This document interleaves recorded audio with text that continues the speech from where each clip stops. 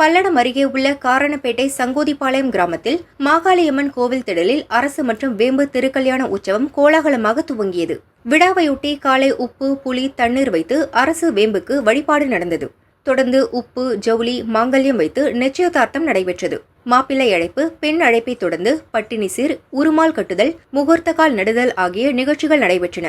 புடவை, வேட்டி, வளையல், மஞ்சள் குங்குமம், பூ, பழங்கள் உள்ளிட்ட சீர்வரிசைகள் கொண்டுவரப்பட்டன. இதையடுத்து தேவ பாராயணம், திருமுறைகள் ஓதப்பட்டு சிவன் பார்வதியாக வீற்றிருந்த அரசு வேம்புக்கு திருக்கல்யாணம் கோலாகலமாக நடந்தது.